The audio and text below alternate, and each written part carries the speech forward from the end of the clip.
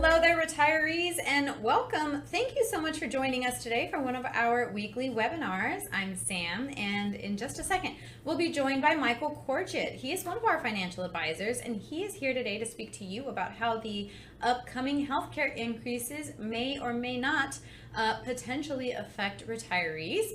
Before Michael comes on, though, just a couple housekeeping items. I'd like to just very quickly remind you once again that we are not with any specific company here. We are not with the company you retired from. We are an independent group of financial advisors here, so please keep that in mind as you're listening along. Next, I'll be entering some links throughout this presentation. They're going to pop up right above our heads as we speak. You can click directly on them. They're going to guide you to our website. You can book a free 15 or 30-minute block of time with one of our financial advisors. You can also subscribe to many blogs we have for retirees from many companies. You can also follow us on YouTube. You can follow our LinkedIn page. There are many ways to keep updated with content for you curated by us, so please take advantage of that. And without further ado, we're going to jump right into it with Michael Korchit. Thank you, Sam, and welcome everyone to today's presentation. Today we're going to talk mostly about Medicare and overviews of Part A, B, and Part D, discuss some of the options with healthcare overall, the significantly increasing costs that we're seeing nationwide. We'll do some comparisons with Medicare and Medicaid, just to give you an idea of the differences between the two. So let's just go ahead and dive right into today's presentation. Bottom line, the nation's healthcare costs are increasing at a significant rate. Medicare and Medicaid are significant portions of the entitlement portion of the federal budget, and they're doing nothing but going up. $8 trillion in total costs out of pocket for the country and us as individuals and our families could be that much by the year 2030. That's just huge. And it's only getting worse. Healthcare cost inflation is probably the worst inflation that we've experienced year after year for the last 20 or 30 years, honestly, and it's not changing. What is Medicare? Well, Medicare is insurance, federal insurance, for people that are 65 years of age or older, certain people under the age of 65 if they are disabled, especially if they're getting Social Security disability benefits, and people with end-stage renal failure, doesn't matter whatever age you are.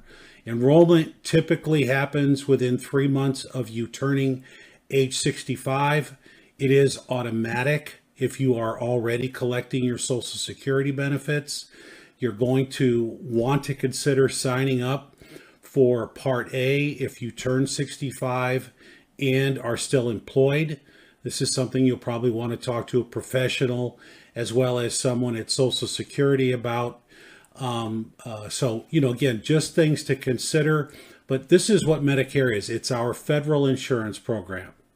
Now, I will talk briefly about supplemental insurance as well as Medicare replacement plans.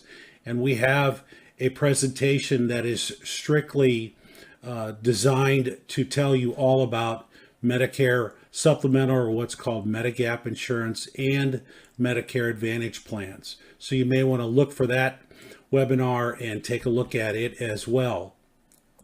What does Medicare guarantee? Well, first and foremost, it gives you access to coverage for both Part A, which is hospital insurance, and Part B, which is primarily basic medical insurance to see your doctor, outpatient treatment, these sorts of things.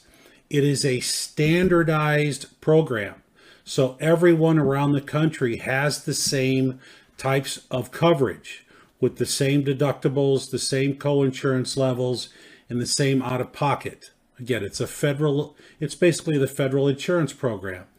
It does protect you against catastrophic loss, but there are out-of-pockets.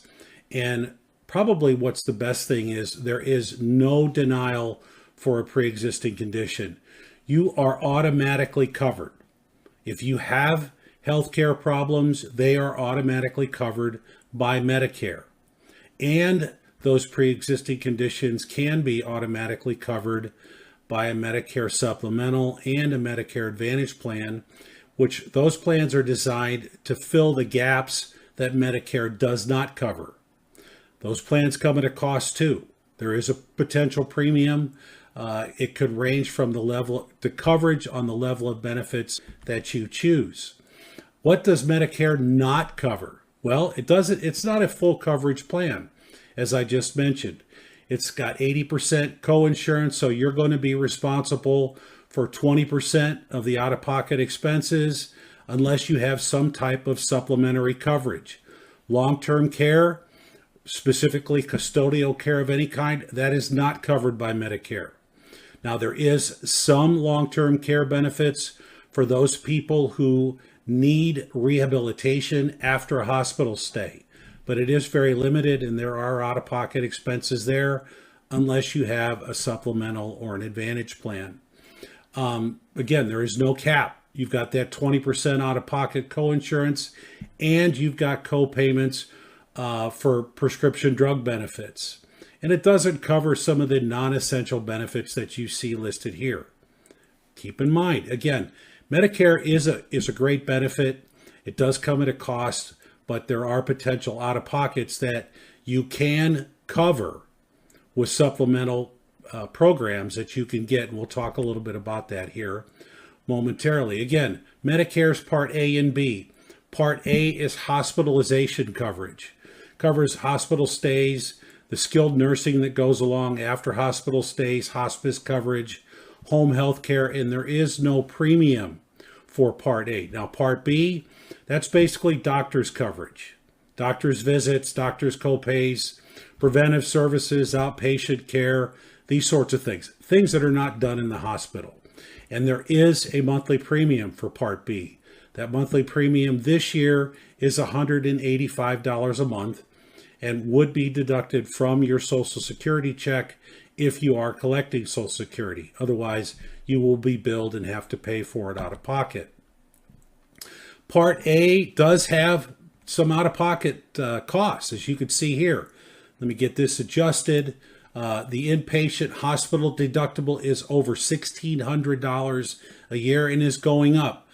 There is hospital coinsurance after the 61st day, $408 a day. That's a day, okay? And it will go up next year as well. Hospital coinsurance, lifetime reserve days. Once you get past the 90th day, you're going to pay a significant daily out-of-pocket, and skilled nursing coverage days 21 and beyond age 100. There is a daily co-payment as well. The first 20 days are covered by Medicare. Again, rehabilitation after a hospital stay, the first 20 days are covered by Medicare. After 20 days, it's going to cost you something out of pocket. And again, I can't stress this enough. You can offset these costs by considering either a Medigap plan or a Medicare Advantage plan. So, high income earners, there's an issue here too. For those of you that have been successful, if you as a couple earn a joint adjusted gross income of $212,000 a year, or half that as an individual, you might pay an additional Part B insurance premium. It's called an IRMAA premium, an income-related monthly adjustment amount. A lot of words, but IRMAA is on the minds of all high-income earners once they reach the age of 65. And your Part D premium, which is your prescription drug benefit, it can also go up. And here is a table that talks about these IRMAA increases. Again, $106,000 a year adjusted gross income as an individual, $212,000 for a family. Your Part B premium is $185 a month, and your Part D premium, there is no cost, but you may have a plan premium for your supplemental coverage. Above that, as you can see, there are steps, and they go up. 212 to 266, the premium goes from 185 to 259, and so on. The maximum cost for someone whose income exceeds $500,000 or above, and there are people like that out there, they're going to pay a significant monthly premium. So these are things to consider, as well as when you're planning in retirement, how much income am I going to take from my savings, my IRAs, my Roth IRAs? Do I want to do Roth conversions? These are all things that you need to keep in mind, because you don't want to, if you can avoid it, you don't want to bump your premiums up and have that IRMA cost. You just don't want to have that happen to you. Here's an example of Bob, who is retired, and his younger wife, Jane. What are they going to do? And their income is $212,000. So Bob is not going to pay any IRMA premium, but he gets Part A for free. He's going to pay his Part B premium, which this year is $185 a month. And then Bob is signed up for a Medicare supplemental plan, which you see here is a Part G, which is a good plan. Depending on where you live, it might cost more or less than that. And he's signed up for a Part D insurance premium as well. Jane, on the other hand, is 62. She's not employed. She's going to go to the healthcare exchange, or what's been affectionately known as Obamacare, and sign up for a silver plan. Now, they're gold tiers: gold, silver, and bronze, so on and so forth. But that plan is not cheap. It's going to cost Jane $1,200 a month. So Jane's going to look forward to getting older and turning 65, or potentially going to work somewhere where she can get health care coverage for a substantially reduced out-of-pocket cost. But this is a lot of money, $1,500 a month. That's like a house payment.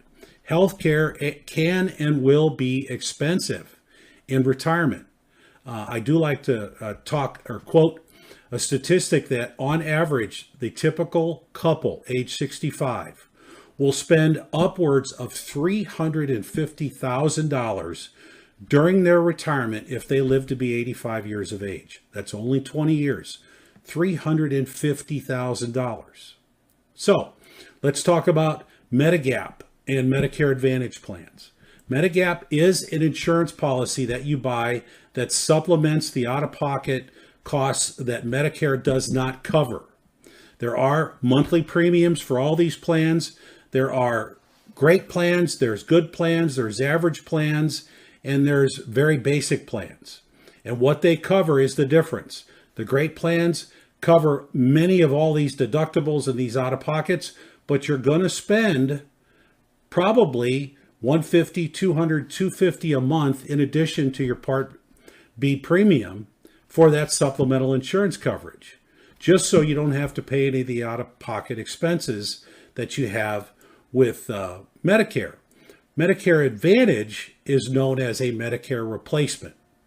The Medicare Advantage insurance carrier becomes your Medicare. Keep in mind, you no longer have the federally insured Medicare plan. Your Medicare is now with insurance company like Anthem, Blue Cross and Blue Shield, or United Healthcare, Cigna, just to name a few. You forfeit your original Medicare benefits. You do have restrictions because almost all Medicare Advantage plans are what we like to call HMOs. They have their own networks of doctors and hospitals and pharmacies that their benefits are covered by. So if you go out of network, you don't want to do that, but if you do wind up going out of network, you're going to be stuck with 100% of the bill. There's also no coverage for international travel with Medicare Advantage, so there are pluses and minuses. Many Medicare Advantage plans don't have a monthly out-of-pocket premium because of the limited amount of benefits. So there is pluses to that. No out-of-pocket monthly premium as compared to a Medigap plan. But your coverages are more limited. Now, a lot of Medicare Advantage plans have changed and are changing even more. A lot of these insurance carriers priced these programs and they didn't price them right, and now they're having to raise the cost on as far as premiums are concerned, or reducing and or eliminating benefits.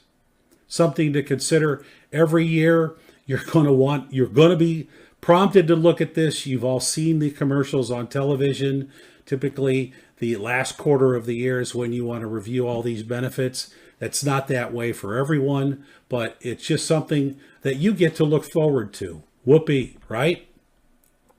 How much is health insurance across the country? Well, it is significantly different. In most cases, it could be as high as $955 a month in West Virginia versus $412 a month for that same silver plan that we talked about for Jane in Maryland. You know, it just depends. The Midwest is typically less expensive than it is on the East and West Coast, but it really does depend on what state you live in. I'm going to show you a little bit of information there right now.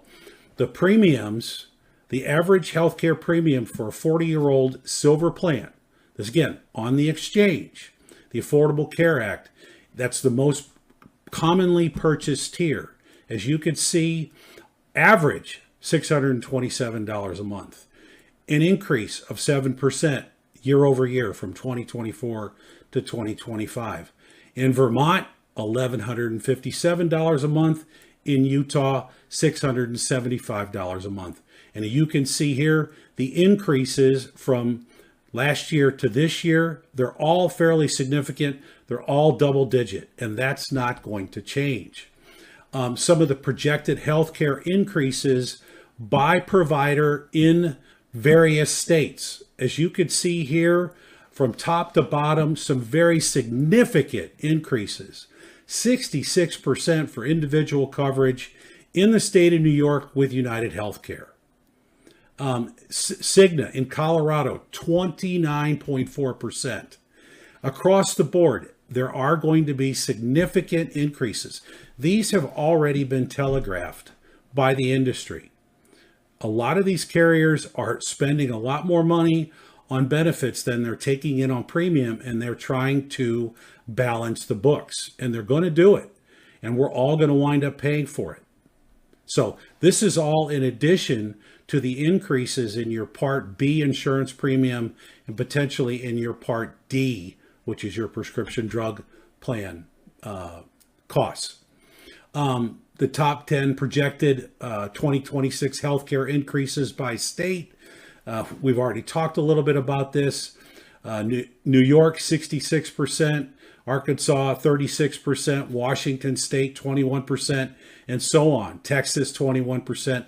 Illinois, right next door to Missouri, where I live, 27%. All double digit, all significant, and this is going to happen. So you've got to prepare for it. You have to plan for it. Some of the strategies to prepare for these higher costs. Schedule elective treatments before your deductibles reset. In other words, try and get things done in the fourth quarter, especially if you've already met your deductible. Stay in network, use outpatient facilities if you can. In other words, if you have to have some kind of surgery, don't have it done in a hospital. Have it done in an outpatient surgical center because it is a lot less expensive. Switch to generic prescription drugs and away from brand name drugs if you can. Generic drugs are significantly less expensive than the ones you see advertised on television. Max out your health savings account while you're working. I'm a huge fan of HSAs. You get a tax deduction right up front for those contributions. And if you use those dollars to pay health insurance premiums or out-of-pocket expenses, it is tax-free. You don't pay taxes on any of the growth within these plans. I call them healthcare IRAs. And funding an HSA during your working time frame could help you offset that potential $350,000 out-of-pocket that you and your spouse may wind up incurring over the next 20 years. Certainly won't cover it all, but it'll certainly help to cover some of it. And then let's talk about Medicaid. Medicaid is a joint federal and state health insurance program. It's primarily administered by state governments. It helps to pay healthcare costs for people who just don't have the money or who are on limited income, poverty level individuals, or they just don't have the income that covers their out-of-pocket expenses. Some people do qualify for both Medicaid and Medicare. Medicaid has been in the news a lot lately. You heard a lot about Medicaid. and all of the illegal aliens that were being covered by Medicaid, non-U.S. citizens. There were cuts made to prevent that. Those cuts, I can't tell you where they cut and how deep they cut, but just so you know, there are coverage for those individuals who just don't have the income or the resources for health insurance. So it's just good to know that the comparison between Medicare and Medicaid, well, Medicare, it's a national program consistent across the country. It's administered by the federal government, whereas Medicaid is administered at the state level. It's health insurance for people over the age of 65. Medicaid is for health insurance for everyone who just don't have the means to pay for health insurance. Okay, so just some of the basic differences between Medicare and Medicaid. You know, the big picture, costs are increasing. The Part B premium is going to go from $185 to $206.50 next year. The Part B deductible is going to go up. Part D premiums are going to go up. Out-of-pocket drug costs are going to go up. So everything is going to go up, and you need to plan for that. Healthcare inflation continues to outpace Social Security. I think it's even more than 2.7%. It's going to have a significant impact on retirees' budgets, as you could see here. 40% of the cost of living is going to be about healthcare, not food and gasoline and your utility bills.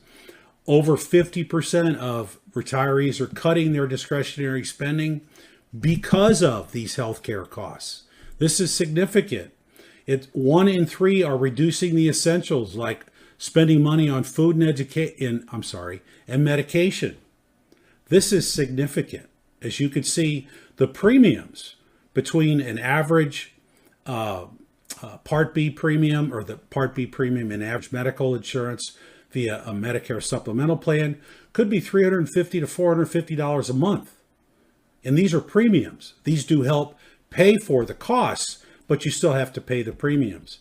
So it's all something to consider. I've said an awful lot about Medicare, a little bit about Medicaid. Just want to educate folks on your federal insurance and when you're eligible for it.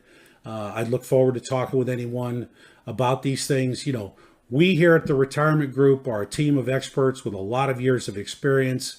We've got offices nationwide. I am here in the Midwest in Missouri, but I've got clients all over the country. We're very knowledgeable on a lot of Fortune 500 companies' benefit programs. And ask us about our complimentary retirement cash flow. We'd be happy to put it together. Doing planning prior to retirement, whether you do it 5 years or 10 years, get started the sooner you can. Because the sooner you start planning, the better off you're going to be when you retire. You could schedule a meeting with myself by scanning this QR code here on the left. You could certainly give us a call or send us an email at the email address and the phone number listed here.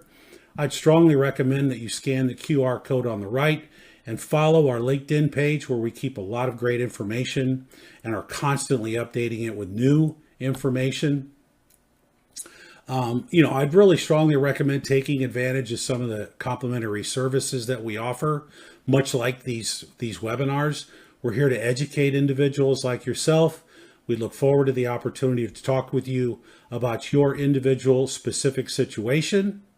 And with that, I'm going to go ahead and hand the meeting back off to Sam. I appreciate your time. Thank you and have a great day.